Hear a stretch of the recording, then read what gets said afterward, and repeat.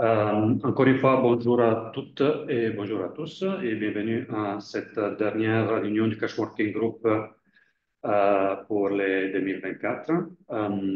Hi everybody and welcome to this last meeting of the 2024 the Regional Cash Working Group. Slide please. So, pardon. Euh, donc, la réunion sera en français, mais pour tous ceux qui souhaitent suivre la réunion en anglais, nous avons les services d'interprétation, comme vous pouvez le voir dans les diapos. Donc, si vous nécessitez les services d'interprétation, s'il vous plaît, cliquez dans l'interprétation, comme vous voyez dans la diapo, et sélectionnez l'anglais. Hi, everybody. So as usual, we do have the interpretation service available for today's meeting. If you need to follow, or if you prefer to follow the meeting in English, as the main language is French, do select the icon, interpretation icon below, as shown in the slide, and select your preferred language, English or French. Thank you very much. Donc, comme d'habitude, la réunion est enregistrée et l'enregistrement sera mis en ligne sur le site Calp dans les jours ou dans la semaine à venir, avec aussi les présentations. Donc, toutes les présentations que vous voyez aujourd'hui seront mises en ligne avec l'enregistrement, ainsi qu'un petit compte rendu de la réunion. S'il vous plaît, pour tous ceux qui participent, les présentateurs qu'on va vous présenter tout à l'heure, et aussi pour ceux qui poseront des questions lors de la réunion, s'il vous plaît, de bien vouloir parler lentement afin que les interprètes puissent avoir le temps de bien traduire. Donc, voilà l'agenda qu'on vous propose pour aujourd'hui. Donc, comme on le fait depuis déjà un certain temps, on commence avec un tour de table des Cash Working Group nationaux, au moins ceux qui seront présents aujourd'hui. On va leur donner la parole sous peu. Ensuite, on aura une présentation sur la blockchain et ses applications pour le transfert monétaire humanitaire, voire humanitaire et aussi de développement. Même si on a le titre est focalisé sur l'humanitaire, mais peut être aussi utilisé par des programmes qui vont au-delà des humanitaires, voire les programmes là où il y a des liens entre les transferts monétaires humanitaires et les transferts monétaires pour la protection sociale. La présentation est organisée par les CALP, mais on a aussi Jessica Nono avec nous, c'est une consultante indépendante, et notre collègue Rory Crew. Et après cette première présentation, on aura vraiment une introduction, le lancement, disons, de l'enquête annuelle du Cash Working Group régional. Donc, on va vous partager les liens et on va vous la présenter brièvement afin que vous puissiez aussi la remplir. Et enfin, on aura quelques divers. Voilà, je vous demande aussi pour tous ceux qui ont envie de vous présenter dans le chat et aussi de poser vos questions. Ici dans la salle, c'est moi, Mirko, et je suis au bureau régional du CALP avec mes collègues. Si vous devez juste les présenter aussi, Sophie. Bonjour à tout le monde, c'est Sophie au bureau CALP de Dakar. Merci. Bonjour tout le monde, moi c'est Abdoulaye, aussi bureau régional du CALP. Merci. Donc, comme je vous ai dit, si vous souhaitez vous présenter, s'il vous plaît, faites-le dans les chats. Écrivez-nous comme ça, on comprend et est connecté.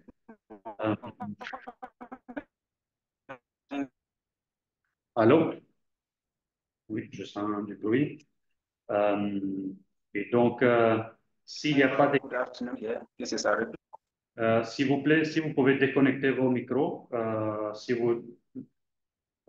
ça nous permettra de ne pas avoir du bruit. Diapo, Sophie, on passe au tour de table des Cash Working Group. On voit qui est connecté. Et je donne la parole au Cash Working Group du Cameroun, car ils ont une réunion après. Donc, Alexandre, je vois que tu es connecté. Si tu veux bien lancer cette partage d'infos pour les tours de Ok. table. Merci Mirko. Est-ce que vous m'entendez bien? Oui, très bien, merci. Ok, très bien. Alors, Alexandre Gachou, co-lead non programmatique du Cash Working Group du Cameroun pour OCHA. Je suis en appui ici pour quelques mois. Mon collègue Alix ne peut pas participer à la réunion malheureusement. Donc, les 3 points que j'aimerais mentionner. Nous avons mené une étude de faisabilité sur les transferts monétaires dans la partie nord-ouest-sud-ouest du Cameroun. Euh, nous avons finalisé la collecte de données au mois de septembre et puis là, nous sommes en train de finaliser l'analyse de données. Et puis, nous avons quelques premières tendances qui sont sorties, plutôt des tendances positives sur l'acceptation des transferts monétaires, mais avec quand même certaines poches de résistance et de difficulté. Donc, ça démontre aussi que c'est important d'avoir un degré de granularité assez bas niveau administratif, parce que souvent on a tendance à dire que voilà, une région ou bien une province n'est pas favorable au cash, alors qu'il s'agit peut-être de certaines localités spécifiques. Donc c'est ce qu'on essaye de faire, donc un exercice assez ambitieux avec 23 partenaires et puis à peu près 80 personnes impliquées. Donc là, on espère avoir les résultats préliminaires d'ici une semaine à peu près. Le deuxième point, c'est la réponse aux inondations dans l'extrême nord qui est en cours, où les transferts monétaires, y compris le cash multi-usage, sont utilisés par certains acteurs, mais c'est encore minoritaire. Et puis, il y a certaines réserves aussi de certaines parties prenantes. Donc, nous sommes en train de faire un travail de plaidoyer là-dessus. Donc, mon troisième point, il est en lien avec ce que je viens de mentionner. Justement, pour sensibiliser les différentes autorités, aussi bien autorités locales, administratives que militaires, nous avons organisé le Cash Working Group national et le Cash Working Group sous-national de l'extrême nord. Nous avons organisé un atelier de formation sur les thèmes de 2 jours. Nous avons fait ça à mi-octobre à Marois pour l'extrême nord et puis il y a 2 semaines à Boya, donc dans le sud-ouest, pour la région nord-ouest-sud-ouest, avec chaque fois une trentaine de participants invités, y compris 7 représentants des autorités pour le Marois et puis 5 pour le nord-ouest-sud-ouest. Donc l'idée, c'était vraiment de se retrouver entre acteurs humanitaires et les autorités pour discuter des risques, des problèmes et identifier ensemble des pistes de solutions. On a fait une enquête de satisfaction et puis ces 2 ateliers ont été très appréciés.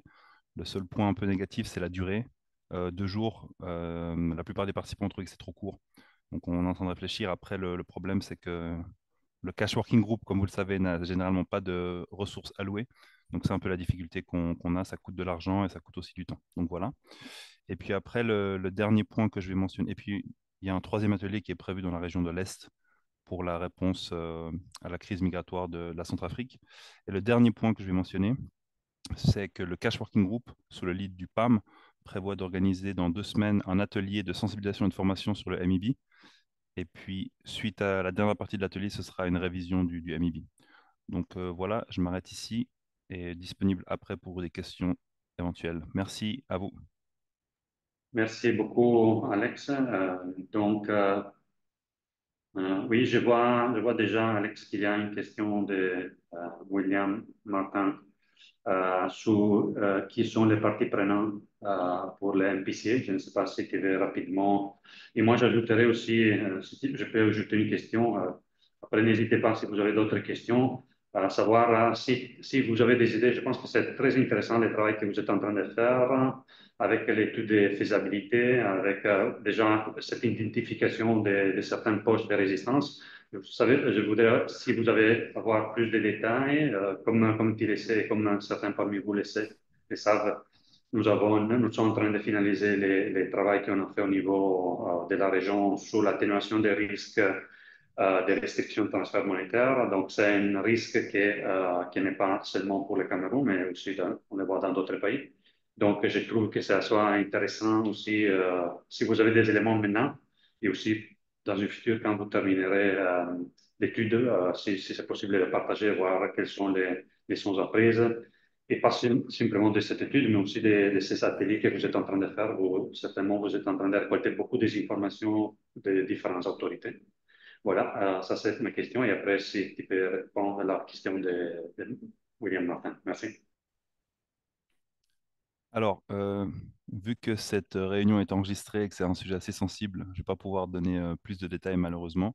Ce que je peux mentionner ici, et je suis William, I'll be happy to liaise with you bilaterally or with your BHA colleague here, Ibrahim, because it's a bit sensitive.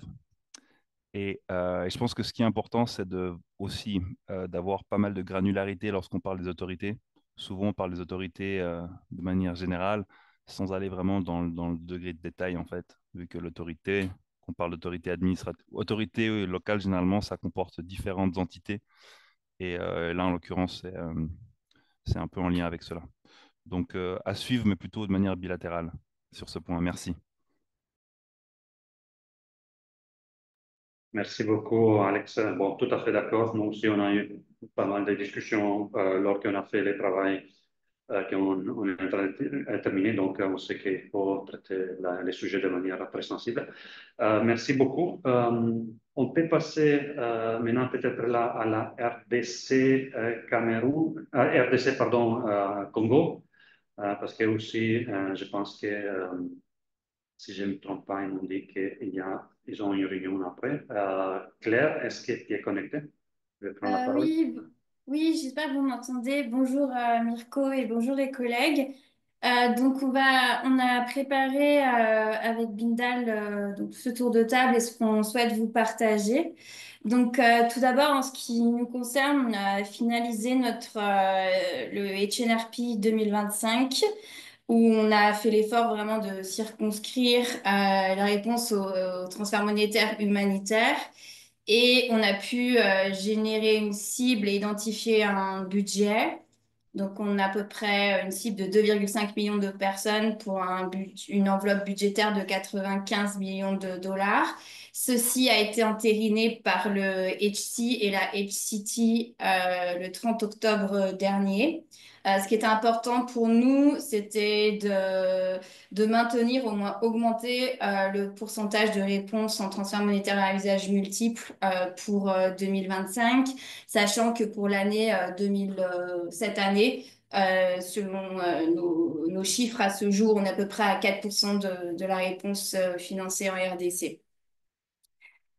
Sur ce point, on a vu avec Bindal et on est intéressé à avoir des échanges de bonnes pratiques et de voir avec d'autres cash working groups de la région comment est-ce qu'ils ont abordé les questions de complémentarité et déduplication, je vais y arriver, pardon,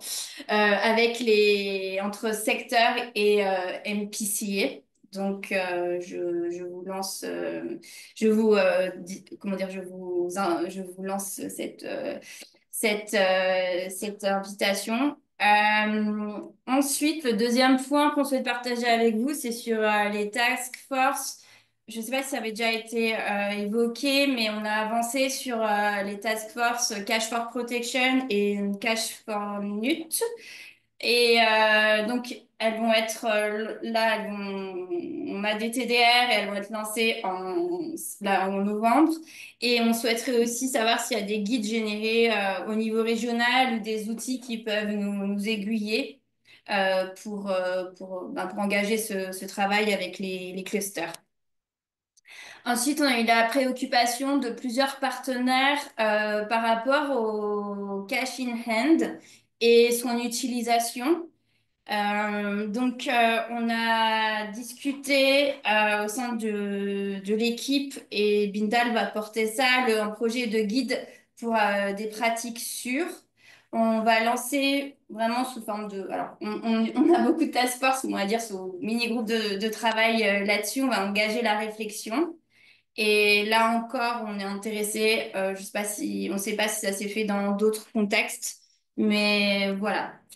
Et enfin, il y a une réflexion qui est en cours au niveau de l'Assemblée du Cash Working Group ici sur comment est-ce qu'on peut améliorer ou augmenter le recours aux petits commerçants et aux coopératives tout ce qui est donc ce que nous, on a labellisé sur PCF, non institutionnel ou alternatif. Donc ça aussi, on souhaiterait éventuellement avoir des inputs parce que ça va nous aussi nous permettre de, comment dire, d'affiner notre stratégie sur les MPC pour 2025. Donc voilà, c'est pour vous partager un peu là où on en est au niveau du travail ici du Cash Working Group en RDC. Merci. Merci beaucoup, Claire, pour ce point. Je vois qu'il y a dans le chat un commentaire par rapport à l'anglais. Donc, s'il vous plaît, si vous avez besoin de suivre la réunion en anglais, sélectionnez l'option interprétation que vous trouvez en bas et sélectionnez l'anglais, s'il vous plaît. Bien entendu, Claire, pour la suggestion d'avoir un groupe avec les autres cash working group, on peut vraiment vous contacter en bilatéral et voir dans quelle mesure on l'avait organisé déjà il y a 2 ans, je pense, toujours sur la partie HRP, cash. Donc, on pourrait éventuellement voir dans quelle mesure on organise une session là où vous pouvez partager et on peut partager les différentes sous-apprises et aussi analyser les points que tu viens de souligner. Comme il y a aussi les commentaires par Martin, William a mis les commentaires, il y a aussi pas mal de travail qui a été fait sur les cash for note au Nigeria. Donc, on peut aussi vous partager certains documents et on peut aussi en bilatéral partager d'autres choses. Dans les divers, on peut aussi vous partager un webinaire qui sera organisé la semaine prochaine sur Cashinoot. Donc, si vous êtes intéressé, vous pouvez aussi les suivre. Voilà quelques points. Si quelqu'un a des questions, n'hésitez pas à poser votre question dans le chat ou alors à lever la main. Et donc, s'il n'y a pas, je ne vois pas de main levée. Donc, on peut passer à autre cash working group. Peut-être on peut passer au cash working group du Niger. Adamo, est-ce que tu es connecté? Est-ce que tu as quelques points que tu veux partager avec nous?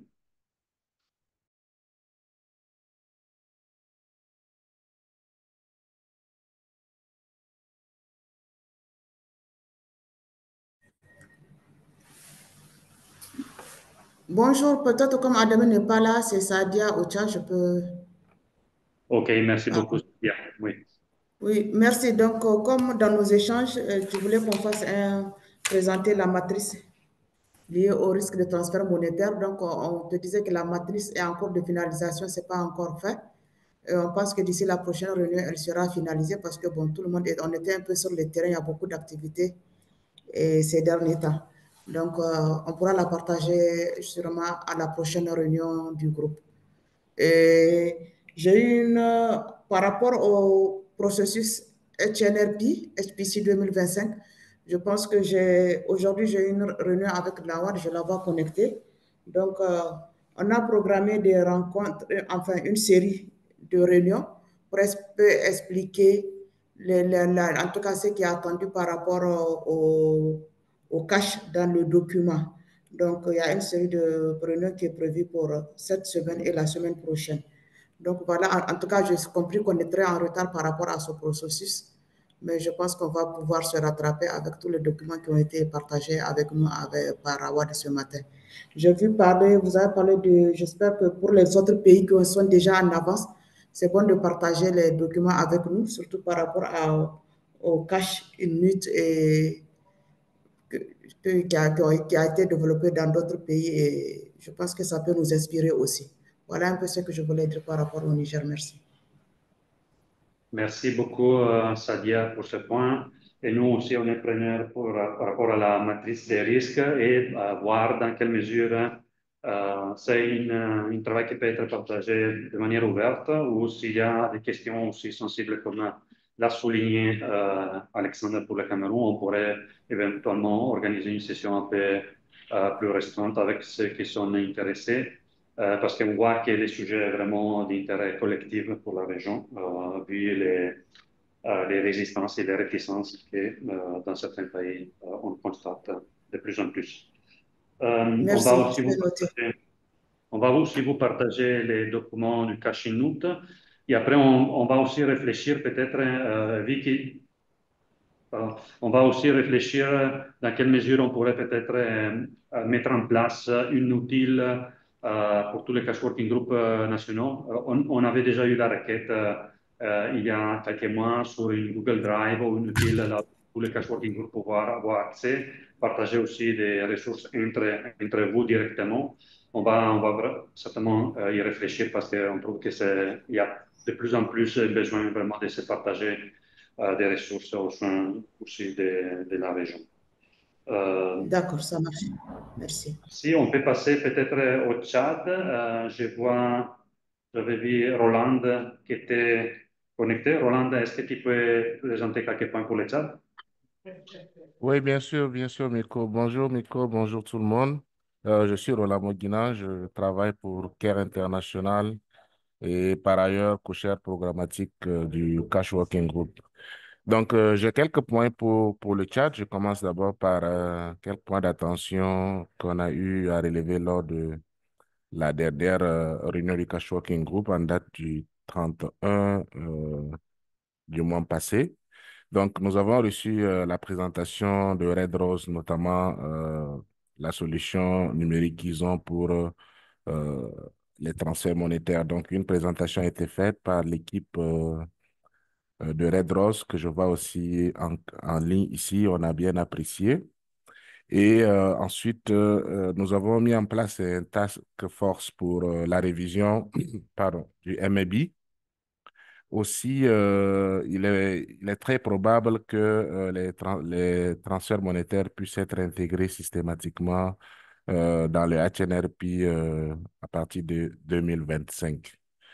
Donc, ça, c'est un peu quelques points lors de la dernière réunion qu'on a eue. Maintenant, en perspective, nous projetons de faire un dashboard exclusivement pour la réponse en matière de cash pour les personnes affectées par les inondations. Vous n'êtes pas sans savoir que cette année, l'inondation a touché pratiquement plus d'1 million de personnes au Tchad. Et sur les 23 provinces, elles ont toutes été affectées. Donc, le Cash Working Group au niveau national projette de faire un dashboard pour recenser un peu toutes les organisations qui ont intervenu en matière de cash transfert et prochainement peut-être partager avec les équipes de la région.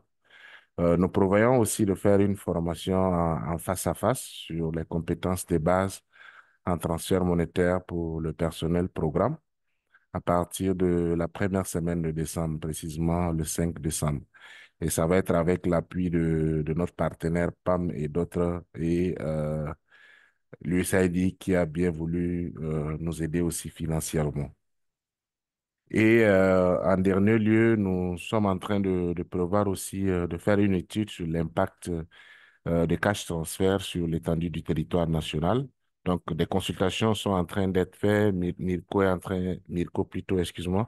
Ils sont en train de nous aider dans l'élaboration des TDR, la documentation, tout ce qui est méthodologie et autres. Donc, ne soyez pas surpris si nous demandons aussi l'appui des autres bureaux pays de par leur expérience et peut-être leur connaissance de l'activité pour nous appuyer à mettre en œuvre ce que nous avons prévu. Merci beaucoup. Voici quelques points pour le Cash Working Group du Tchad. À vous. Merci beaucoup, Roland. Si vous avez des questions, encore une fois, n'hésitez pas à les mettre dans le chat pour Roland ou pour les autres qui ont présenté leurs points.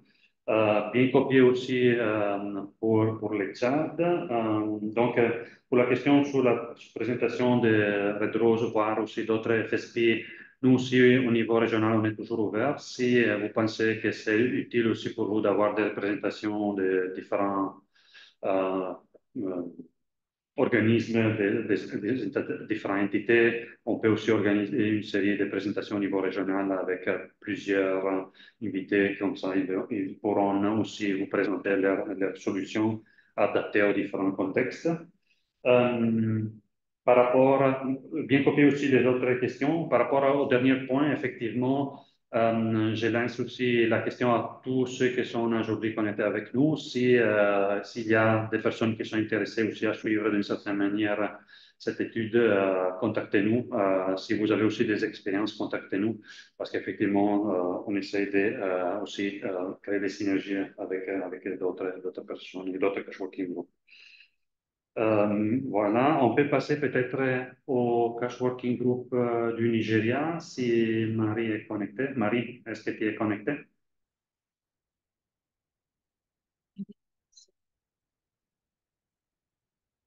Je ne te vois pas. Donc, on peut passer peut-être au Mali. Euh, Est-ce que Odé, Oui, oui, bonjour. Oui, bonjour. Je suis là. Vous m'entendez bien? oui, merci. Ok, ok. Donc, pour les Mali, pour l'actualité de ces derniers temps, nous avons aussi en train de suivre l'étude de faisabilité l'étude de faisabilité pour lesquelles les collectes de données se font présentement dans la région de Moti, Gao et Tombouctou. Les organisations des Nations Unies, les organisations internationales et nationales ont voulu quand même prêter main forte à cette étude en déléguant des staffs pour les collectes de données. Donc, nous sommes dans le processus de collecte de données qui va se clôturer très bientôt, plus tard le 10 novembre. Et en plus de cela, nous sommes également dans la dynamique de réviser les MB et les valeurs de transfert. Donc, l'année dernière, 2023, on avait déjà défini les MB et les valeurs de transfert, des transferts, mais avec certains contextes, l'évolution du marché, l'inflation et puis et d'autres phénomènes apparus sur les marchés. Donc, il est important d'aller vers la révision des mébiers et des valeurs. Donc, les premiers chiffres vont tomber et vont être disponibles probablement dans cette semaine. Nous sommes en discussion avec les acteurs et les spécialistes. Et pour le cas de MAB, c'est le PAM qui est le leader de la task force. C'est lui qui est en train de conduire cette révision avec l'appui d'autres acteurs. Et un dernier point, et ça c'est une actualité déjà, un événement déjà passé, et il s'agit de la formation des acteurs de transfert monétaire sur le comité de base en transfert monétaire et dans la région de Moti, à laquelle formation l'ECALP a prêté main forte, bien sûr, en mobilisant un consultant pour appuyer l'équipe dans la région de Moti. Et 23 participants ont pu être formés, dont 7 femmes. Et aussi, nous avons eu 2 co-facilitateurs qui ont quand même pu passer les tests. Donc, nous sommes très heureux quand même d'avoir finalement 2 facilitateurs sur les compétences de base en transfert monétaire. Donc, voici les 3 points quand même à l'ordre du jour que j'ai voulu vous présenter. Je vous remercie. Merci beaucoup Fodé, pour ces points aussi. Très intéressant. Aussi, oui, on continue à suivre aussi, notamment sur la révision des MIBI pour voir aussi les résultats pour le Mali. Je ne sais pas si quelqu'un, vu qu'on a quelques minutes d'avance, et c'était le dernier Cash Working Group, parce que je ne vois pas encore Marie. Il y a la RCA également de présent. Oui, merci. Et désolé, Sarah. Effectivement, j'ai sauté la RCA. Merci. Allez-y. Pas de souci. Donc, de notre côté, on a 3 points à vous partager. Donc, on est également sur la rédaction de la section MPC du HNRP. À noter que c'est la première fois que cette section sera inclue dans le HNRP. Donc, pour ça, on a réalisé une enquête auprès des membres du groupe de travail Cash pour récolter des données, alimenter cette section. Et c'est en cours d'analyse. Le deuxième point, c'est qu'on prévoit une rencontre avec le groupe de travail sur la protection sociale pour parler stratégie et priorité 2025 et notamment comment on peut interagir efficacement. Et ça s'inscrit donc dans la logique de Nexus humanitaire développement. Et dernier point, on est en train d'organiser une formation sur le transfert de cash pour la fin de cette année. Aussi, un autre point concernant la section MPC du HNRP, on a 4 clusters qui vont accorder une partie de leur budget au MPC cette année. Et notamment, c'est le cluster santé, sécurité alimentaire, abri et WASH. Merci. Merci beaucoup, Sarah, pour ce point aussi. Ok, très intéressant aussi de suivre les discussions qui auront lieu avec les groupes de protection sociale, parce qu'on est en train aussi de suivre ces discussions aussi au sein d'autres pays. Et c'est aussi intéressant à un certain moment voir comment on peut aussi partager les différentes expériences des différents pays dans les liens entre transfert monétaire humanitaire et protection sociale. Voilà. Je ne sais pas si quelqu'un a quelques questions, vu qu'on a quelques minutes, on pourrait dédier. Si quelqu'un a quelques questions qu'il veut poser à quelqu'un des Cash Working Group, c'est l'occasion. Vous pouvez aussi lever la main. Autrement, on passera à la première présentation d'aujourd'hui. J'attends juste quelques instants.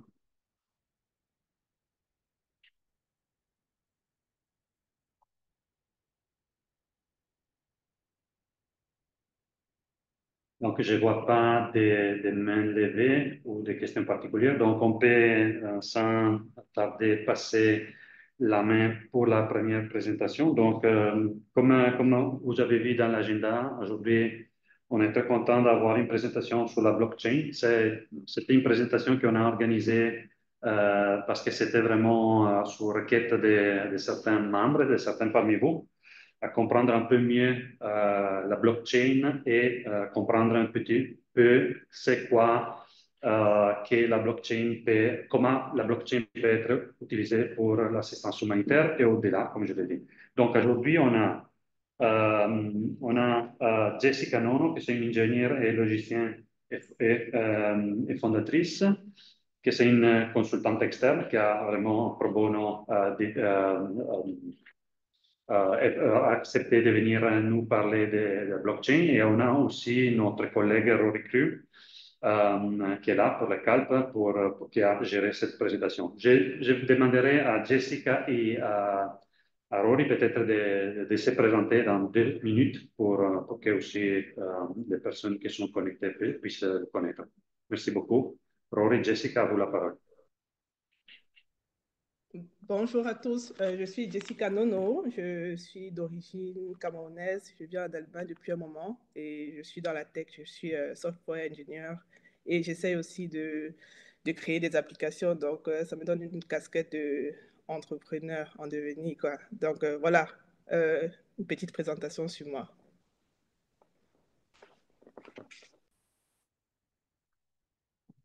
Merci, Marco and Jessica.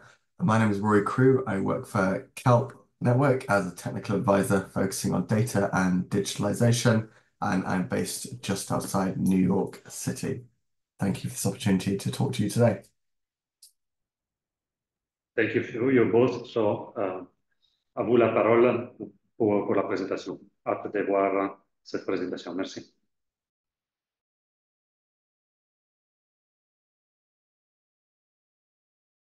Donc, on va commencer. Bienvenue à cette session. On a voulu présenter ce qu'est la blockchain et les applications dans le domaine humanitaire. Quelques informations pratiques. La session durera 1 heure environ, 35 minutes de présentation et 25 minutes où on peut poser des questions et on aura des réponses. Vous pouvez poser ces questions dans le chat et on va au fur et à mesure répondre à ces questions en commentaire. Le diaporama, à la fin, le diaporama sera partagé. Rory?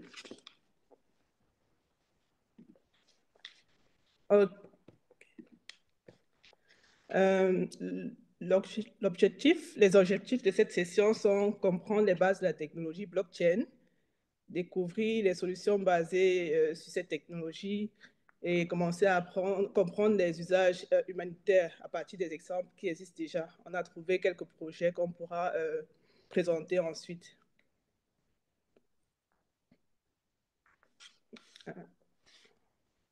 Bon, on s'est déjà présenté, Rory et moi. On va peut-être passer à la suite.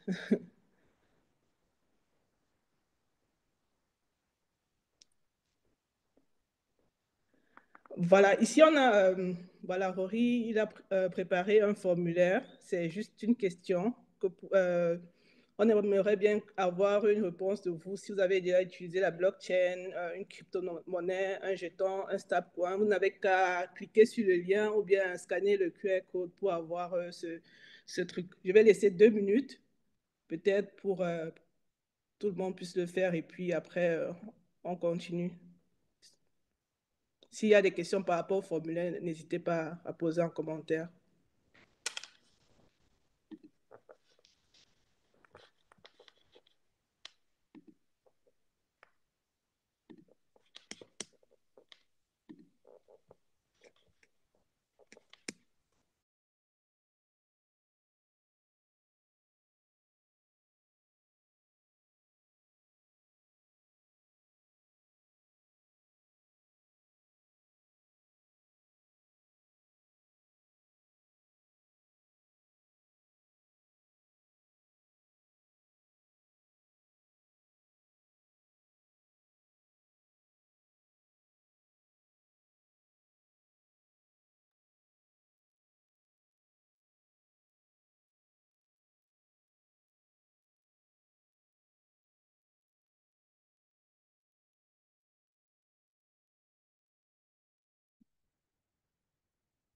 Let's see if we can get it to 20 responses. So we need 3 more people.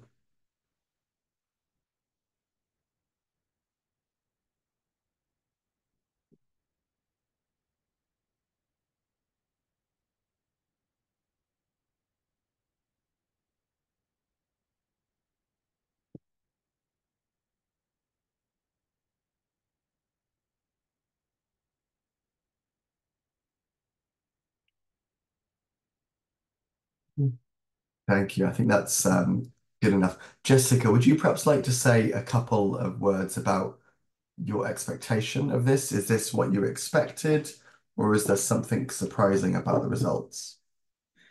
Bon,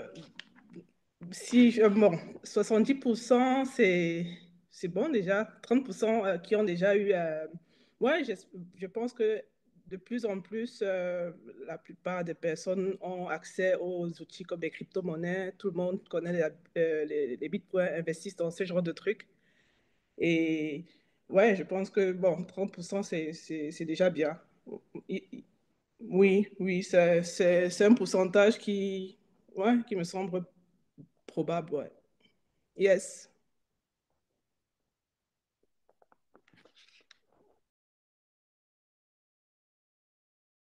OK, on va commencer. Qu'est-ce qu'une blockchain? Une blockchain, c'est juste une base de données c'est comme un livre où on insère des inscriptions, qui est distribué parmi des ordinateurs qui sont dans un réseau, encore appelé nœud. On va entrer en détail. Un réseau peer-to-peer. C'est quoi? Peer-to-peer veut dire lorsque des personnes sont connectées et peuvent s'envoyer des informations sans l'intermédiaire de quelqu'un d'autre. Ça veut dire qu'ils sont en même temps serveur et client. C'est-à-dire qu'ils peuvent se transférer, par exemple, des films, des vidéos sans avoir accès à un serveur principal comme YouTube. Donc, c'est ça, un réseau peer-to-peer. Et décentralisé, ça veut dire qu'il n'y a aucune instance qui a le monopole. Et que, Rory, next. Si on veut aller en détail, voici une illustration. Dans une base de données classique, il y a une instance qui contrôle tout, une seule instance qui contrôle tout. À la blockchain, c'est une base de données qui est décentralisée sur plusieurs ordinateurs et qui est sur la base d'un consensus. Le consensus régit comment la blockchain va fonctionner, comment les ordinateurs connectés vont accepter les transactions, sur quelle base et autres. Donc, c'est ça le thème décentralisé. Ça veut dire, comme dans une entreprise, on a souvent un directeur général qui prend toutes les décisions. Dans le cas de la blockchain, c'est comme une entreprise où ce sont, par exemple, les employés qui ont un certain niveau qui prennent des décisions liées à un consensus déjà préécrit. Donc, voilà. C'est un peu ça, une illustration assez globale, surtout dans le cadre monétaire.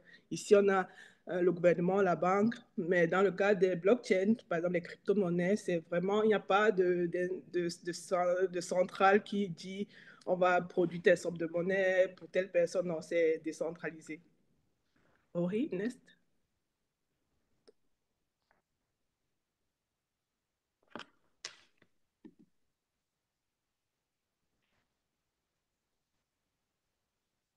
Ori, yeah.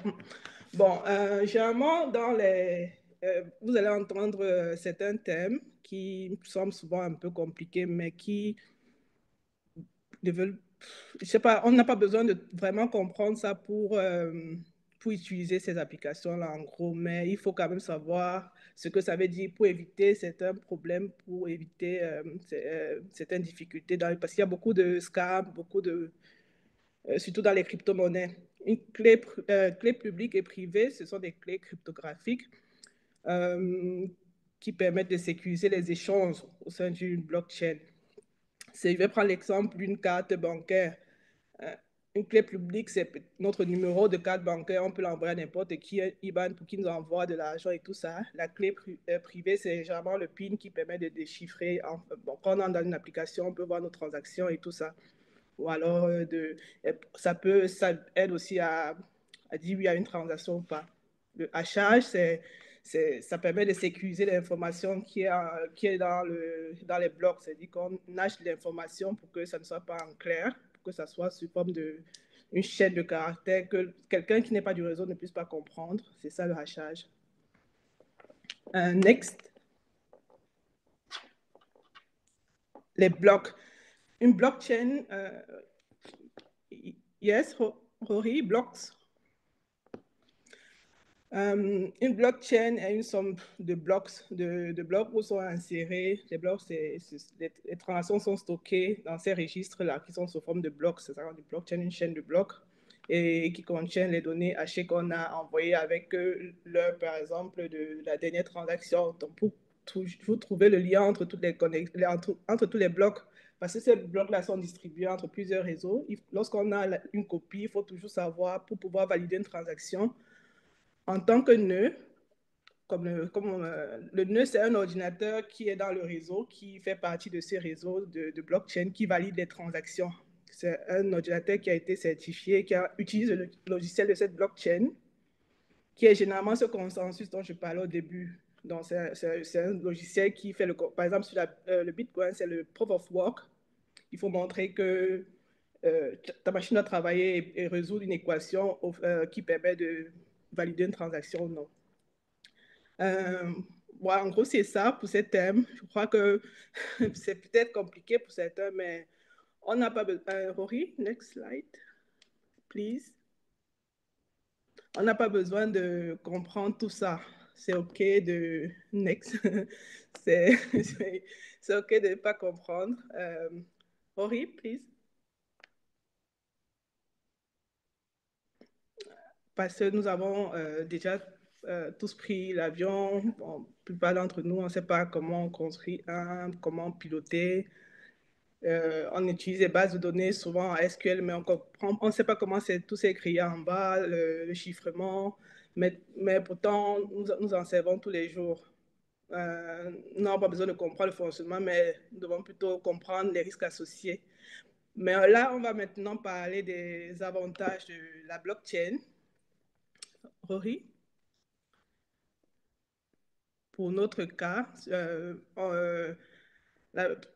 grâce à sa structure, grâce à comment la blockchain est conçue, elle a certaines fonctionnalités qui font en sorte que, par exemple, il y a l'immuable. Les données ne peuvent pas être modifiées. Ça veut dire que lorsqu'une transaction est insérée dans une blockchain, cette transaction, pour la plupart du cas, ne peut pas être modifiée selon le besoin de quelqu'un ou pas. Elle va rester immuable là et on ne peut pas la transformer. La blockchain, elle est transparente. Les transactions sont accessibles à tous les utilisateurs qui ont accès au système. Ça veut dire que tous les participants au réseau peuvent voir toutes les transactions qui ont été effectuées. Et grâce à ces deux composants, parce que la traçabilité, le fait qu'on ne puisse pas transformer, le fait que ce soit transparent, on peut vérifier en tout temps. Chacun peut vérifier chez lui si une information est correcte ou pas, donc vérifiable. Une information est correcte, oui, c'est possible à tout le monde.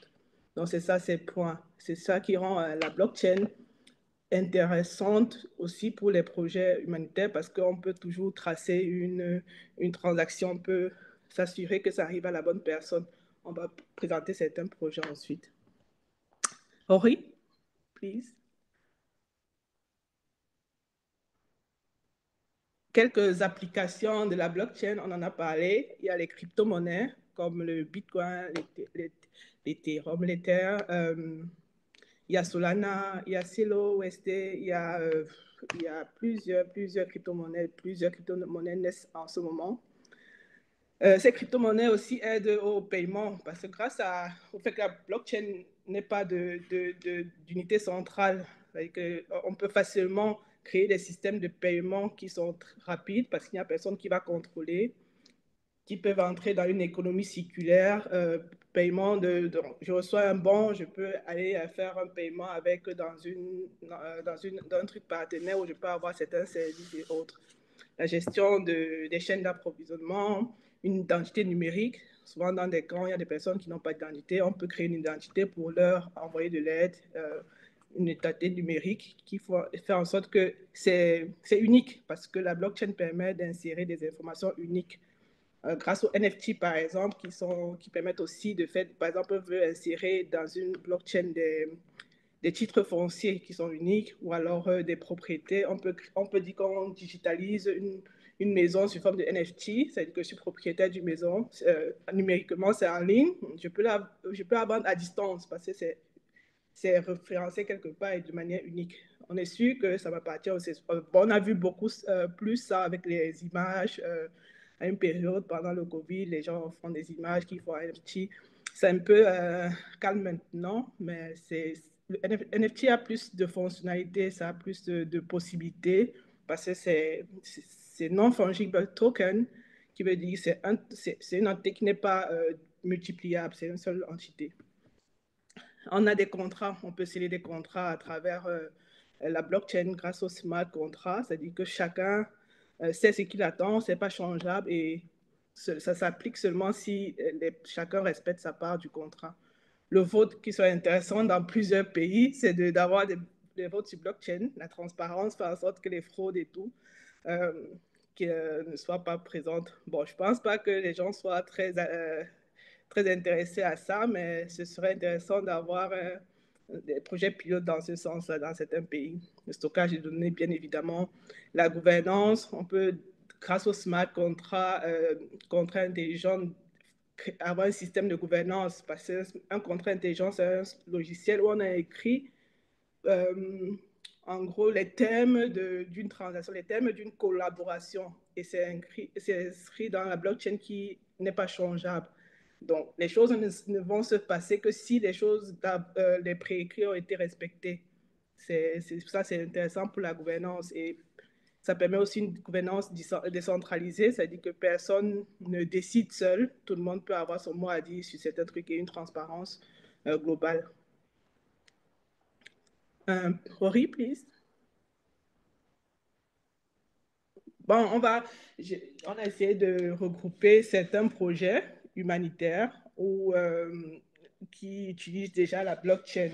Je vais vous lire un peu ce que j'ai trouvé. Par exemple, pour le premier projet Building Blocks du World Food Programme, ils utilisent la blockchain.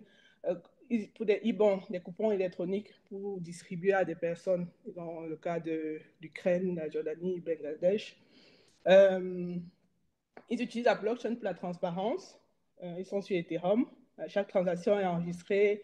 Il y a un suivi. La vérification des fonds est transparente. La sécurité, les données sont protégées par cryptographie et le système, comme il est décentralisé, il est résistant aux manipulateurs.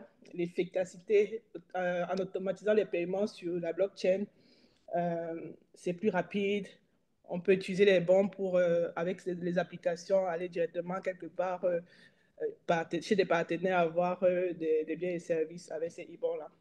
Donc, ensuite, il y a Grassroots. J'ai connu ça, ils sont au Nigeria. Ils ont le premier projet au Nigeria, c'est un truc de communauté.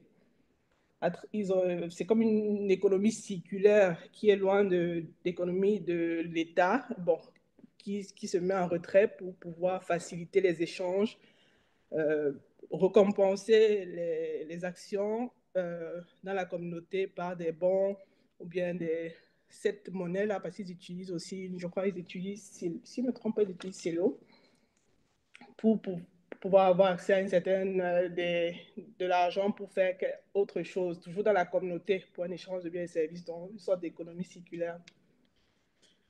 Rory?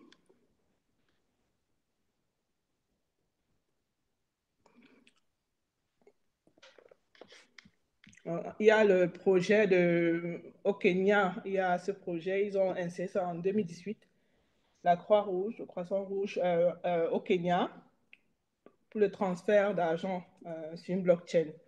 Je crois que ça a marché, je crois qu'ils ont continué dans ce sens-là. C'est toujours pour la transparence, la responsabilité, l'efficacité, l'inclusion financière, fournir une assistance monétaire aux ménages vulnérables, en particulier sans accès aux services financiers traditionnels. Il y a plus de 2000 ménages ont eu accès à ces fonds-là, je crois, selon ce que j'ai lu.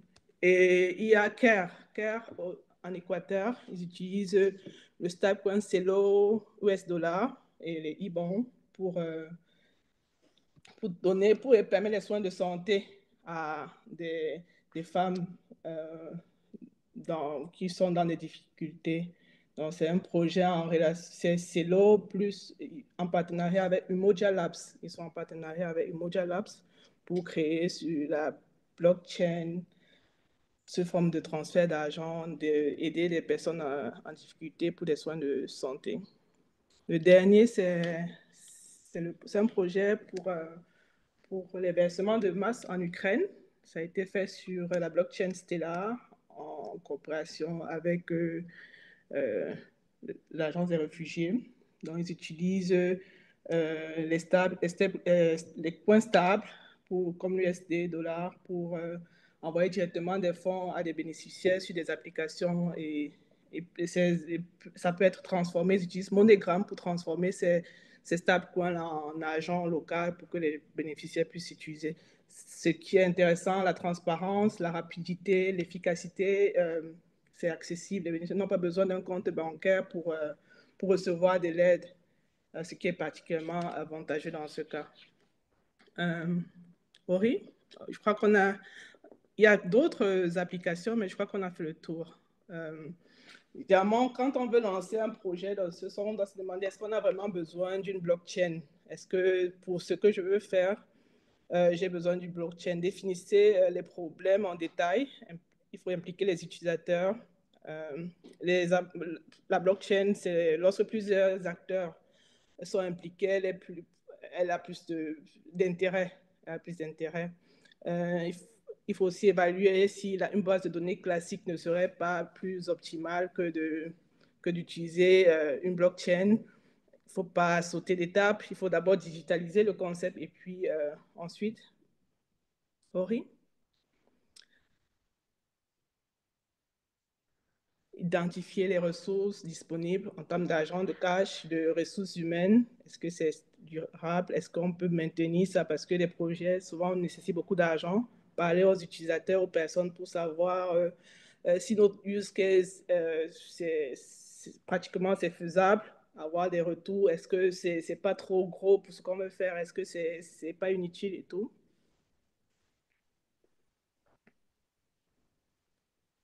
Laurie? Identifier des solutions qui existent déjà, savoir ce qui existe. Si on se dit oui, on veut faire, il faut monter un projet pilote. D'abord pour voir comment ça fonctionne, pour ne pas sauter dans un grand projet, faire un petit projet pilote dans une petite localité pour voir si on peut appliquer, itérer donc ensuite à d'autres et faire évoluer ensuite.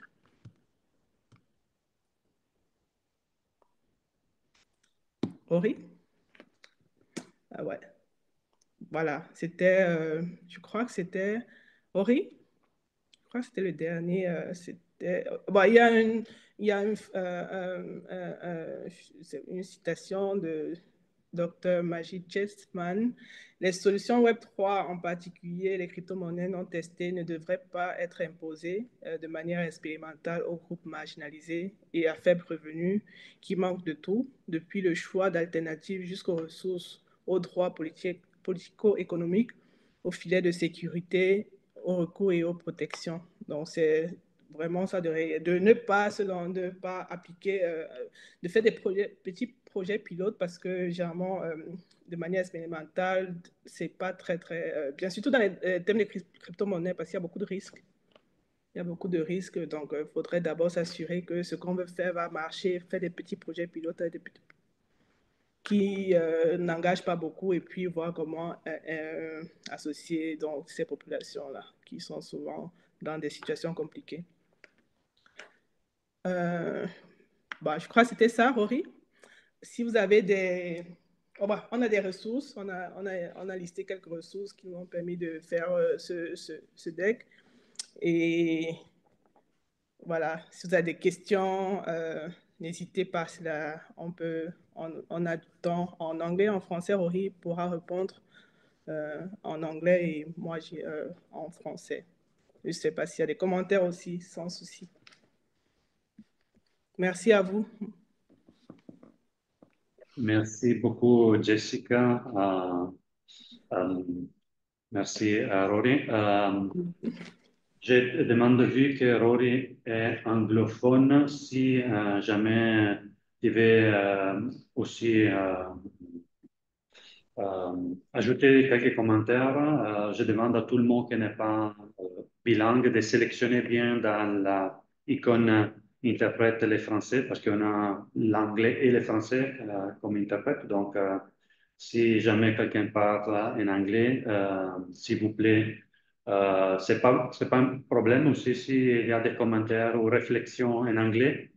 Vous pouvez le faire. Je demande seulement aux personnes qui sont francophones de bien vouloir sélectionner dans l'icône interprète ou dans les 3 points en bas de l'écran la langue française. Merci. Donc, je ne sais pas si Rory devait ajouter quelques points ou si on laisse vraiment ouvert aux réflexions, commentaires de la salle.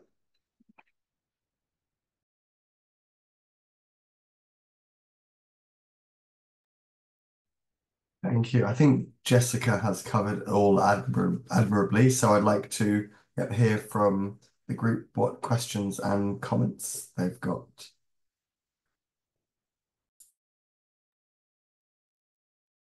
Merci, Rory. Est-ce qu'il y a des questions pour profiter qu'on a Jessica et Rory avec nous?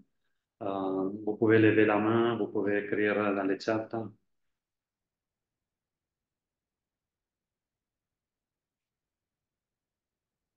Peut-être pour lancer la question, moi j'aurais une question par rapport à la possibilité. On a Abraham Sibide. Est-ce que vous voulez poser? Bonjour. Oui, pour moi, c'est une question. Bonjour tout le monde. Allez-y. D'abord, je remercie vraiment Madame, qui a échappé quand même la présentation. En tout cas, je le remercie pour sa présentation et la traduction, ainsi que Madame Ori également. Alors, ma question, c'est par rapport à l'application blockchain. Par exemple, nous, au Mali, voilà, je suis un acteur humanitaire également. Nous avons des projets de transfert monétaire. Bon, souvent, il y a des mobiles de transfert monétaire ici au Mali, tels que Orange Money, Sama Money et d'autres fournisseurs. Bon, est-ce que les bénéficiaires qui ne savent pas l'utilité du blockchain, si nous devrons envoyer dans un contexte d'urgence, on devrait envoyer l'argent, comment est-ce que les bénéficiaires les recevront l'argent? En tout cas, entre nous, acteurs, on connaît l'utilité du blockchain, mais est-ce que on doit les apprendre ou bien ils font comment? Oui, c'est une bonne question. Non, pas forcément. Les bénéficiaires n'ont pas besoin de savoir comment la blockchain fonctionne. Généralement, comme dans l'un des projets que j'ai listé, il y a une application. À la fin, le bénéficiaire soit une application comme celle de Orange Money ou bien MoneyGram, où reçoivent l'argent sous forme de stablecoin. Ça dit que l'argent sera converti parce que stablecoin, ce n'est pas comme les crypto-monnaies, comme le Bitcoin qui ont un cours qui diffère. Ça dit que c'est toujours assez aligné au US dollar. Donc, ça dit qu'il peut avoir la même somme dans son pays avec la monnaie, par exemple, si c'est le franc CFA, je ne sais pas, transformer le US dollar en franc CFA, c'est toujours le même. Bon, ça change, ça varie très peu. Et directement transformer ça dans l'application. Donc, il faut créer une application qui transforme, qui fait toutes ces transactions-là directement.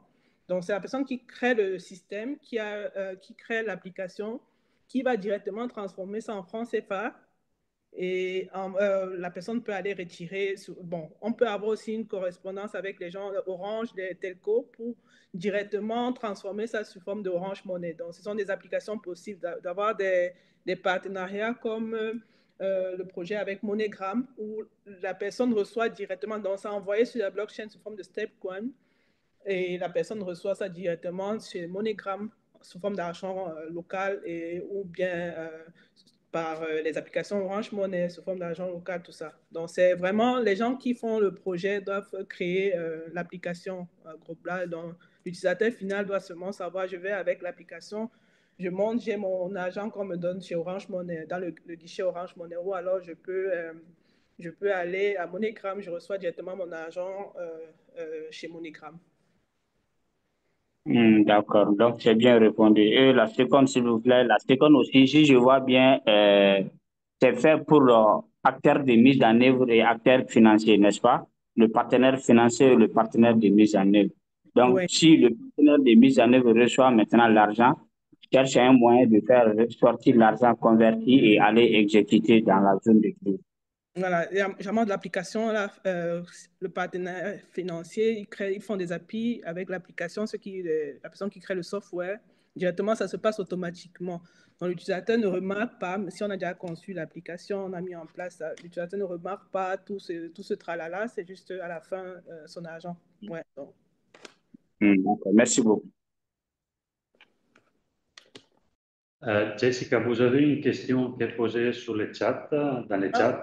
Je ne sais pas si c'est Patrick qui demande comment pensez-vous que les blockchains puissent faciliter ou accélérer la mise en place des registres sociaux unifiés dans les pays. Je ne sais pas si vous êtes familier avec les registres sociaux unifiés. Non, pas vraiment, mais peut-être vous pouvez m'expliquer un peu, comme ça je comprends, que je comprenne le concept. Registre Pour les registres sociaux unifiés, c'est des registres des bénéficiaires qui sont créés au niveau de chaque pays. Généralement, c'est par l'État, les services de protection sociale, appuyés ou pas par d'autres entités. Et donc, c'est des listes de bénéficiaires qui sont quand même avec un certain degré de vulnérabilité. OK. Donc, on parle assez souvent, quand on parle des liens entre le transfert monétaire humanitaire et protection sociale, c'est vraiment voir comment les acteurs qui font des transferts monétaires humanitaires puissent travailler aussi avec les acteurs qui utilisent les transferts pour la protection sociale, voir les gouvernements ou d'autres acteurs, voir comment ils peuvent travailler ensemble. OK, je comprends mieux. Alors, je pense que ces registres sur blockchain, l'avantage, c'est que, par exemple, c'est non falsifiable, c'est sécurisé, c'est-à-dire que seulement les acteurs du réseau ont accès à ces listes. Aussi, lorsqu'on insère, c'est transparent aussi, c'est transparent, tout le monde, tous les pays peuvent savoir et on peut voir si quelqu'un a falsifié quoi.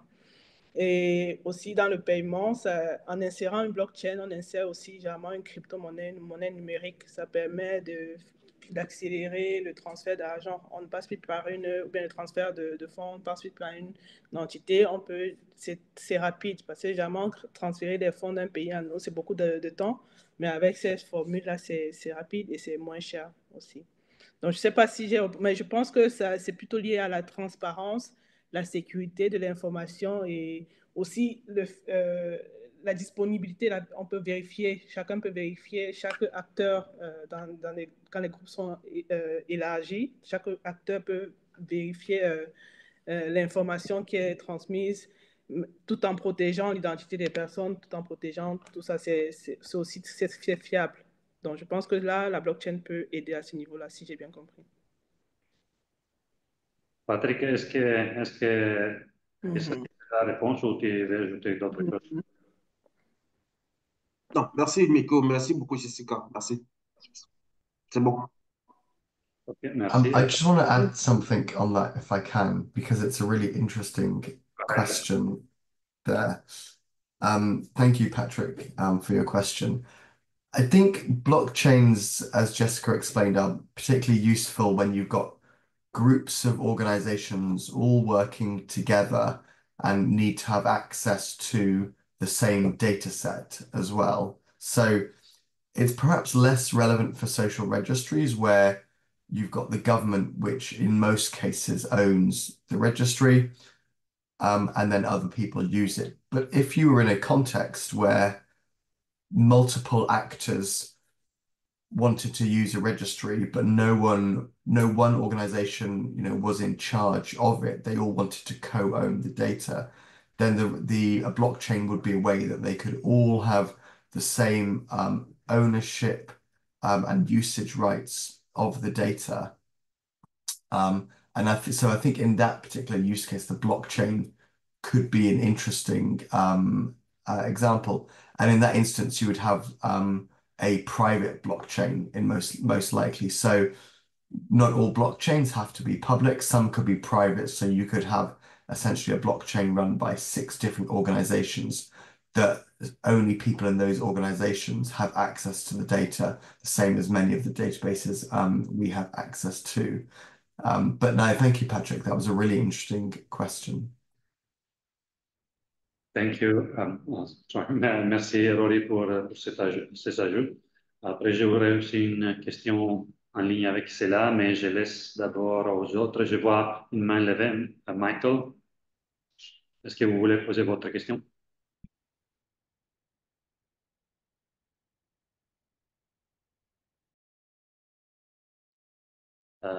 Vous êtes en mute si vous êtes en train de parler. Michael?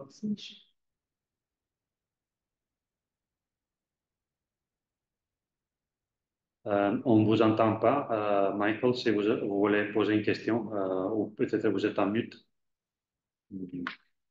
Mais peut-être, je ne vois pas d'autres questions. Peut-être alors, Jessica, je trouve que c'est un peu en lien avec la question qui est posée par Patrick, mais je voulais savoir l'utilisation de la blockchain dans la déduplication. Donc, quand on dit déduplication, c'est-à-dire quand on a une base de données qui est même accessible par plusieurs organismes, notamment des organismes humanitaires ou humanitaires et des organismes qui font de la protection sociale.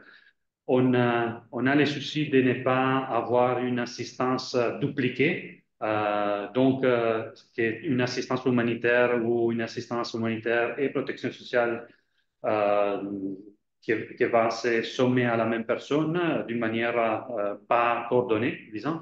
Donc, je voulais savoir si la blockchain pourrait être utilisée dans ce sens-là pour s'assurer que chaque personne qui est enregistrée dans la liste puisse recevoir une aide qui correspond à une certaine aide qui a été décidée à l'avance. Oui, je peux répondre après. Rory va sûrement dire quelque chose ensuite. Dans la blockchain, on ne peut pas avoir un doublon de transaction. C'est-à-dire qu'une transaction validée ne peut pas être réinsérée. C'est-à-dire que lorsqu'on aura peut-être fait un bénéficiaire, c'est une transaction, elles ne peuvent pas être doublées. Pour la même personne, pour la même chose, ne peut pas exister dans l'insertion de la... Donc, c'est un use case qui est très... qui passerait très bien avec le cadre, parce que dans les bases de données classiques, on peut insérer, c'est juste insert, on peut insérer, même comme on peut aussi essayer de minimiser les risques. Mais dans la blockchain, c'est automatique. Il n'y a pas de doublon. Une transaction est unique. On ne peut pas la doubler. Peut-être Rory peut ajouter quelque chose. Oh. Merci, Jessica. Yeah, it's been tried before, most notably with WFP's building blocks solution, where in Ukraine they used a blockchain with 2 nodes to deduplicate recipients between different programs as well. I think there were many challenges with that, although it's still ongoing at the moment.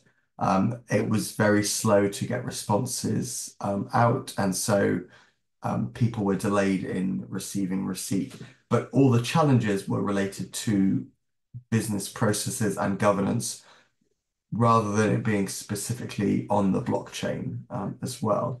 I think this might be one of those instances where the politics, legalities, and governance of doing this are already so complicated that maybe a blockchain, while it might be feasible, might not be the best solution because you're adding, a technical complexity to it as well.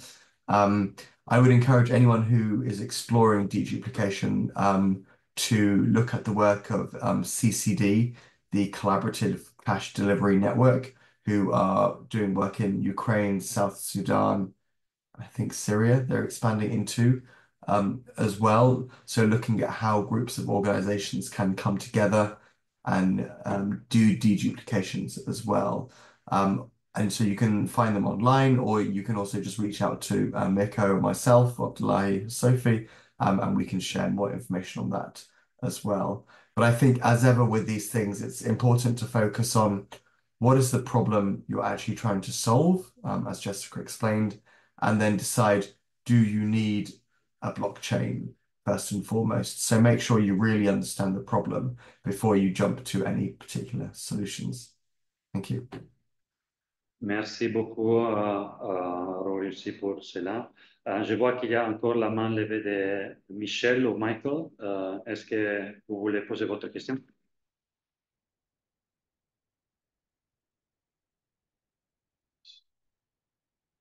Donc, je ne les vois plus, mais j'avais vu aussi autre main levée d'une autre personne, je ne sais pas. Voilà, Mourad Abdoulaye, si vous voulez poser, allez-y. Yes, definitely. Thank you so much for this. This is very, very interesting and very important to talk about. And I thank you for taking this opportunity to actually have those discussions. Firstly, let me apologize if I missed anything. My connection isn't the best today, and therefore my camera is off. My question is related more of the data privacy and security, because in certain aspects, we see that big organizations, UN organizations, working with the blockchains because they manage their partners' information. But when it comes to a collaboration between different organizations in a working group, for example, because I remember from my previous experience working in the MENA region, that was one of the main questions and the main obstacle that we found about using the chain blocks is the ownership of the information and the database, who has access to it and who practically manages it. We know that there is a unique code that's actually generated for each and every participant, beneficiary, etc., etc. But yet at the same time, the ownership of the database should belong to a particular organization, or managed by a particular organization or a third party, no? Over. Thank you. Thank you. I'll answer that, and then perhaps Jessica can add anything, any follow-ups.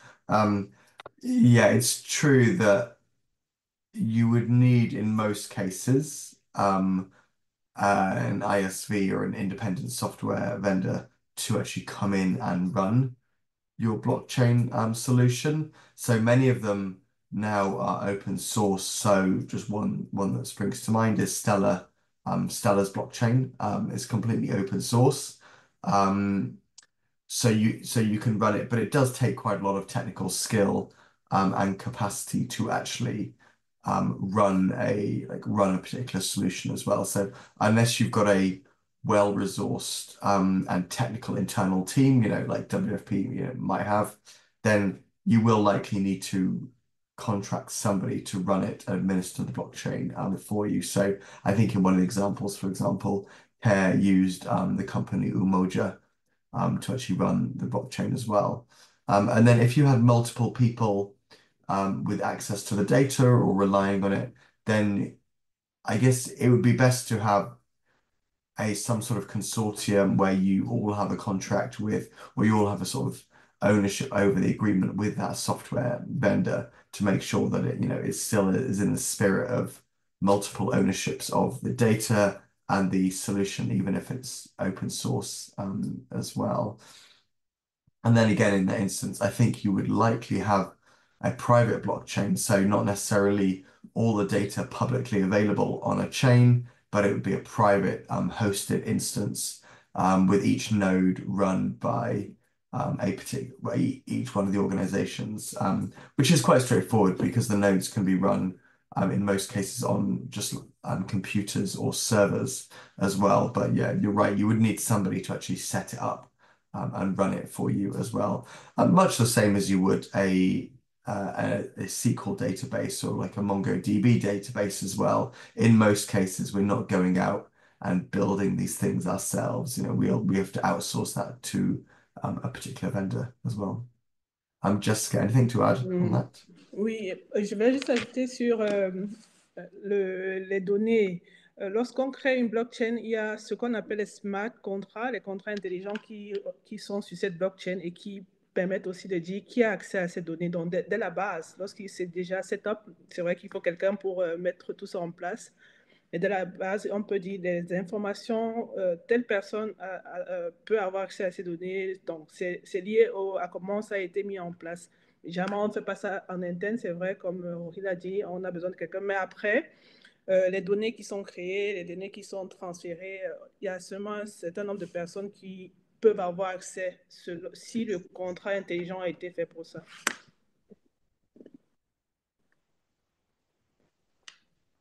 Merci, Jessica Rory. Je ne vois pas d'autres mains levées, mais vu qu'il y en a encore un peu du temps, s'il y a d'autres questions, vous pouvez lever votre main. Je me pose aussi la question par rapport aux 30% des personnes qui ont dit qu'ils ont déjà utilisé la blockchain. Donc, si certains parmi vous ont envie aussi d'ouvrir les micros et partager vos expériences, où vous l'avez utilisé, comment, ça pourrait aussi enrichir aussi les débats, les discussions. Après, Jessica, je vois qu'il y a une question dans les chats.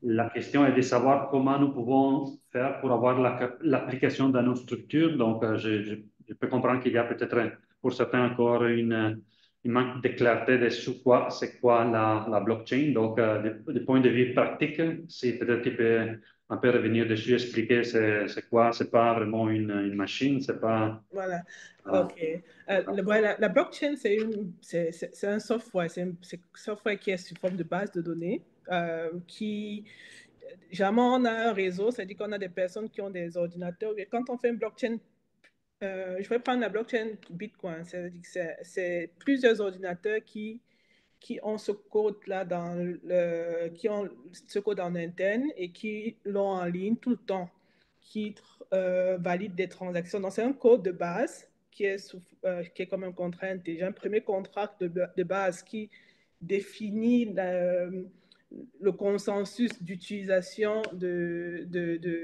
la plateforme, de la base de données, de cette base de données-là, qui va accepter, qui va vérifier les transactions, avec quel droit tout ça. C'est fait dès le départ. Donc, c'est jamais quelqu'un qui va programmer ça ou alors prendre une blockchain open source et l'intégrer en privé. Plusieurs personnes utilisent Ethereum et font de ça une blockchain privée. Donc, à partir de ça, plusieurs blockchains sont nées sur la couche 2.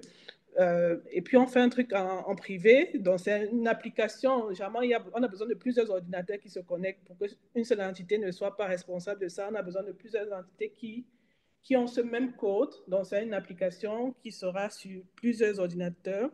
Et à partir de son téléphone, on a une autre application qui est un client qui se connecte à cette blockchain-là et regarde les informations, check une transaction ou bien lance une transaction. Par exemple, je veux lancer la transaction d'envoi d'argent de mon compte à tel compte. C'est à partir de mon téléphone, de l'application client que j'ai qui se connecte à cette blockchain-là, tout simplement. Donc, il y a un software, quelqu'un qui va développer ça, une équipe qui va développer tout ce système-là. Donc, c'est comme ça qu'on peut avoir ça dans nos structures. Donc, on a une équipe qui va développer sur un concept déjà existant, sur un autre concept, un système d'abord de blockchain et ensuite des clients comme une application qui va se connecter dessus, une application pour juste regarder les transactions, une application pour juste faire des transactions, etc. Merci, Jessica. Je ne sais pas si c'est clair pour, comme l'en-dessous que vous avez posé la question, ou si vous avez d'autres nécessités de clarification, vous pouvez aussi lever la main et poser d'autres questions. Autrement, je ne vois pas les mains levées. Je voudrais inciter ceux qui ont déjà eu d'expérience si peuvent aussi partager leur expérience avec nous. Mais je vois qu'il y a Jessica, autre question sur le blockchain et cryptocurrency et sur le fait que c'est en anglais, que c'est pas régularisé et peut être voilà, blockchain and cryptocurrency is not regulated and can be heavily security compromised. How will this be addressed? Je ne sais pas si Jessica ou Rory, vous voulez expliquer un peu, répondre à cette question. I don't mind jumping in to start with. I think there's nothing inherently worse security-wise with some of these blockchains than a standard database. If you're using a reputable blockchain, then and you're using standard security protocols, then your data is probably as safe as it is as if it's in a central database as well. I mean, I think there's lots of instances where centralized normal databases have been breached, and millions of records been accessed as well. So if you're using, common sense controls like role-based permissions, whitelisting of IP addresses so you can only access it from certain offices or certain countries, and you've got, cybersecurity professionals, you should be fine. So just exercise the same controls that you would over a normal databases. Cryptocurrencies definitely, as a use case of blockchains, they are becoming more regulated, and particularly stable coins seems to be where many people are most interested in as well. And there's a few big companies that are using stable coins, and so these are cryptocurrency coins which are generally pegged to a strong fiat currency. So normally the dollar, but it could be the euro or the pound as well. And there's even stable coins linked to the Afghan dinar, I believe, as well. And those are regulated in some countries and not in others as well. But I think just to summarize, I wouldn't say it's necessarily inherently that much riskier, but I think it reflects that anytime you collect data, it's quite risky, in itself. I mean, most of our data is kept in Excel or write emails as well, which is very, very insecure as well. So I would probably caution people to think that this isn't risky. This is just as risky as everything that we're doing already, which is, generally can be quite high risk if we're not treating data in the correct way. Jessica. Yeah, ok. Désolée, j'ai eu un petit problème. Bon, je suis là, oui, comme Rory l'a dit, c'est totalement risqué comme les choses qui existent. Mais bon, comme il a dit aussi, la plupart, les crypto-monnaies utilisées pour des projets, surtout dans le domaine social, c'est les stablecoins. Ce que c'est que ce sont des crypto-monnaies, mais qui sont adossées à une monnaie existante comme le USD, donc ça ne varie pas beaucoup. C'est généralement, si c'est un dollar, ça vaut un dollar comme un dollar normal. Donc, généralement, c'est stable. Aujourd'hui, du jour au lendemain, ça ne quitte pas de 60 000 euros à 70 000 euros. Donc, ça permet de faire des transactions assez sécures. Et comme tout système, il y a beaucoup de... C'est aussi encore plus lorsqu'il s'agit de gérer les transactions financières ou bien de transactions de e-bonds. Il faut la sécurité, c'est-à-dire qu'il faut créer le système en amont, le tester, faire un projet pilote, le tester, avoir des personnes compétentes qui vont vraiment tester toutes les failles possibles. Aucun système n'est parfait. Bon, pour les régulations, je pense que chaque projet peut avoir accès à cette forme de régulation. La blockchain, c'est une technologie, je ne pense pas qu'elle a besoin d'être régulée. Mais ce sont les crypto-monnaies au-dessus qui ont des problèmes de régulation. Et il y a certains, comme il a dit, stablecoins qui sont déjà, je crois, reconnus dans certains pays et avec une autorisation, on peut le faire. Beaucoup d'applications utilisent, même dans la vie locale, il y a des applications de paiement, d'échange d'argent, de crypto-monnaies qui utilisent aussi les stablecoins dans de paiement en ligne, de transfert d'argent aujourd'hui qui sont basés sur ces stablecoins. Merci beaucoup, Jessica, Rory. Je ne vois pas d'autres mains levées. Je pose la dernière fois la question si vous avez d'autres questions ou alors si quelqu'un qui est connecté à vos organismes, s'ils sont en train de piloter ou ont la volonté de piloter des programmes dans la région avec la blockchain, ça serait intéressant de les partager. Autrement, si on peut attendre quelques secondes, autrement on peut remercier les Jessica et Rory. Donc, je ne vois pas d'autres questions ou d'autres mains qui se lèvent. Donc, merci beaucoup Jessica, merci beaucoup Rory pour votre disponibilité pour cette présentation. Est-ce qu'il y a une main qui se lève? Est-ce qu'il y a quelqu'un qui veut poser une question?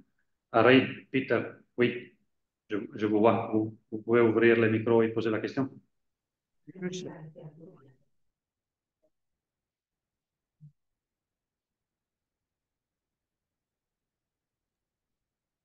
Bonjour. Oui, allez-y. I don't know. Yes. Okay, the question yes, thank you very much. The question I intend to ask, or I probably put in the box anyway, is that a person like me that attended this seminar or training since 2019, before the COVID-19 came up, and after which access of getting, especially this online training, has been very, very difficult. It's only today I'm proceeding. To get connected. So what should I do? Because I need a crash training to actually update myself in terms of this.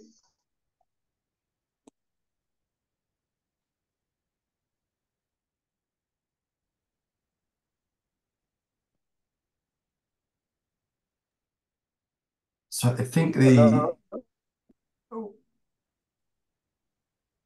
so the question was about access to training. Is that right? Sorry,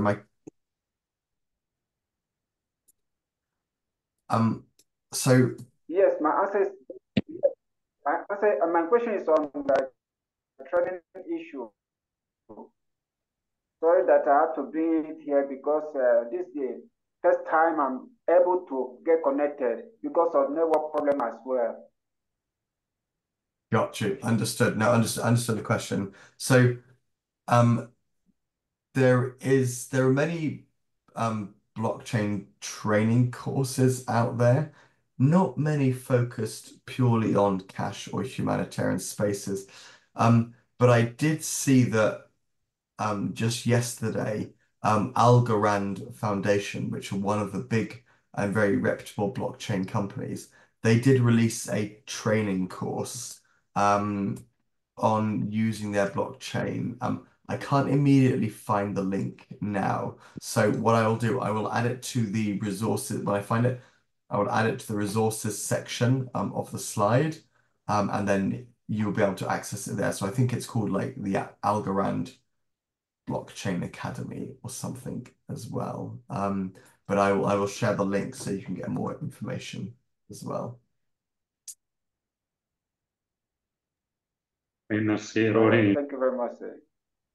Pour ajouter, oui, on va ajouter aussi dans les comptes rendus toutes les ressources que aussi notre collègue Rory partagera avec nous. Donc, avec les comptes rendus de la réunion qui sera partagée avec tous les participants, vous pourrez trouver aussi les liens pour accéder à ces ressources. Donc voilà, je ne vois pas d'autres mains levées. Je regarde rapidement s'il y a d'autres questions. Non, je ne vois pas. Donc, merci beaucoup, Jessica, pour votre disponibilité. Rory aussi. Ça m'a fait plaisir. Merci à vous. Belle présentation et j'invite tout le monde, si vous avez encore des questions, de nous contacter. Après, on verra si vous avez encore des questions sur la blockchain. On pourra vous connecter avec des experts qui seront capables de vous donner des réponses. Merci beaucoup. Donc, on passe, je pense qu'aujourd'hui, on va terminer un peu plus tôt parce on voudrait vraiment passer à la dernière présentation, que c'est la présentation sur le lancement de l'enquête du Cash Working Group régional. Merci Sophie pour le partage. Donc, on va vous partager ici les liens et entre-temps aussi, je vais vous présenter l'enquête donc pour voir, pour vous expliquer ce qu'on vise cette année. Donc, voilà, là, vous avez les liens ici dans le chat. Ce lien sera aussi partagé probablement à partir de demain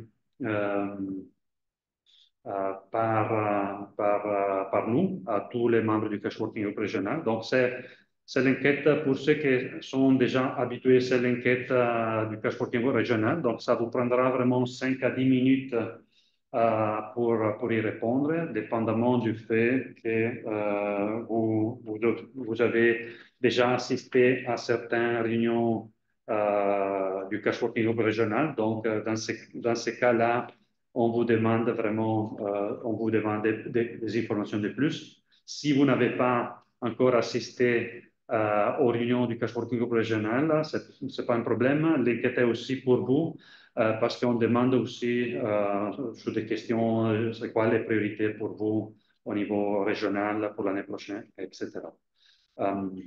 Diapo. Donc, c'est une deuxième diapo, là où je vous explique brièvement les différentes sessions de l'enquête et après, je vous demande si vous pouvez aussi la remplir. Pour nous, c'est vraiment très important d'avoir le plus grand nombre de répondants possible pour avoir aussi une certaine perception du travail qu'on est en train de faire, mais aussi une projection pour l'année prochaine. Voir quelles sont les thématiques et aussi quelles sont les activités que vous pensez sont les plus intéressantes. Donc, voilà les sessions qu'on a dans l'enquête. La première session, c'est vraiment de caractère général, avec certaines questions par rapport au pays que vous couvrez, la position, etc., les genres, etc. Donc, comme vous le savez aussi, les Cash Working Group régional va être aussi très, très inclusif. Donc, c'est ouvert à tout le monde. Tout le monde peut vraiment être ajouté, demander d'être ajouté dans la liste. Vous pouvez utiliser les liens qu'on a partagés tout à l'heure. On a aussi une session, comme je vous ai dit, sur le travail du Cash Working Group régional pour l'année 2024. Donc, pour nous, c'est vraiment, ça serait vraiment très intéressant d'avoir votre avis sur le travail qui a été fait, sur les différentes sessions, sur les tours de table comme on l'a eu aujourd'hui et on l'a aussi on l'a eu pendant l'année, mais aussi sur les présentations qui ont été partagées, les thématiques qui ont été partagées. Donc, pour nous, c'est très important pour comprendre ce que vous attendez aussi du Cash Working Group,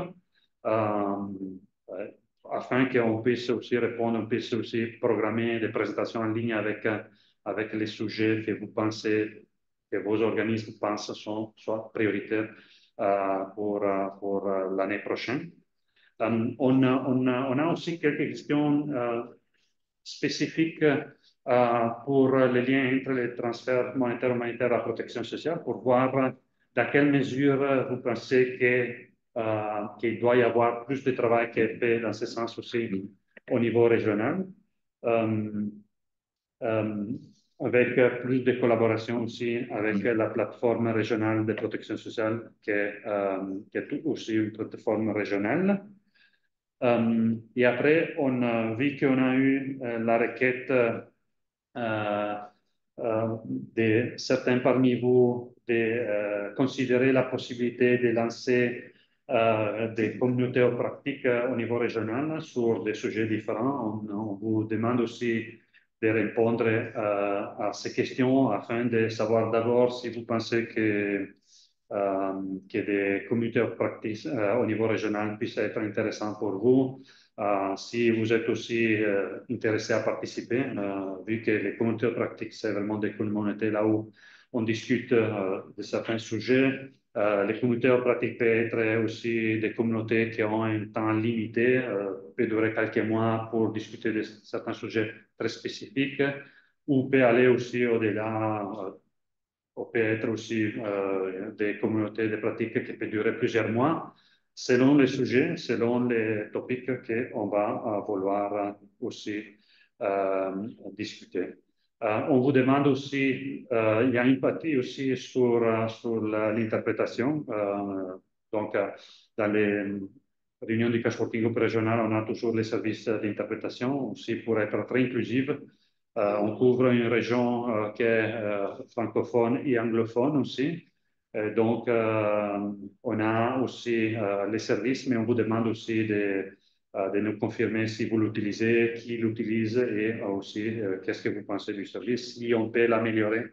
Si vous avez aussi des recommandations, on peut toujours transmettre aux interprètes, aux services d'interprétation afin qu'ils puissent améliorer ou puissent changer aussi la manière dont ce service est mis à disposition de tout le monde. Voilà, ça c'est les derniers diapos. Si tu peux arrêter les partages, Sophie. Après, on va vers les divers. Donc, je vous demande, je ne sais pas si quelqu'un parmi vous a quelques divers. Moi, j'ai un divers. Je ne sais pas, Abdoulaye, est-ce qu'on a des divers? En plus, moi, j'ai un divers. Bon, ce n'est pas des divers.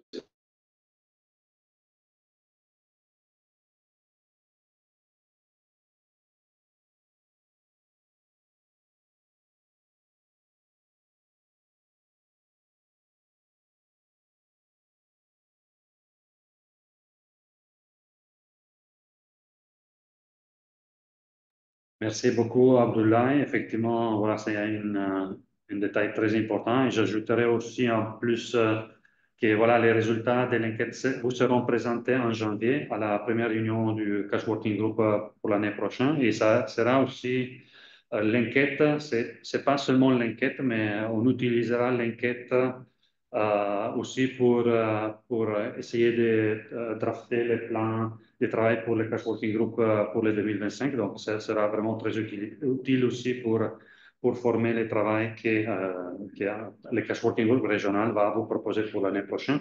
Je vous demanderai aussi si vous pouvez aussi vraiment partager. On partagera les liens encore par mail, mais si vous pouvez aussi les partager aussi à vos collègues et aussi à vos senior managers, parce qu'on n'en a pas assez souvent des réponses du senior management et on trouve aussi que c'est important aussi avoir l'idée par rapport aussi aux thématiques prioritaires, par rapport aux recommandations, sur cela. Donc, n'hésitez pas à les partager aussi à l'intérieur de votre organisme avec vos collègues que vous connaissez très intéressés et à votre senior manager, s'il vous plaît. Donc, je ne vois pas de mains levées, mais je voulais juste vous informer. On l'avait déjà dit tout à l'heure lors du tour de table. On voulait vous donner une divers. Donc, il y a un webinaire qui sera organisé par les groupes global, les clusters global nutrition. Le webinaire sera organisé la semaine prochaine et c'est vraiment un webinaire sur les transferts monétaires pour la nutrition, nouvelles ressources et leçons apprises. Le webinaire est organisé le mardi prochain, le 12 novembre, de 14h à 15h30, horaire de Genève. Et je vous partage les liens pour ceux qui sont intéressés. Comme ça, vous pouvez vous inscrire pour éventuellement suivre les webinaires si vous êtes intéressé. Voilà. Les liens ici. Il y aura aussi l'interprétation. C'est pas le cadre que l'organisme, comme je dis, c'est le cluster global nutrition. Mais on a eu l'info et donc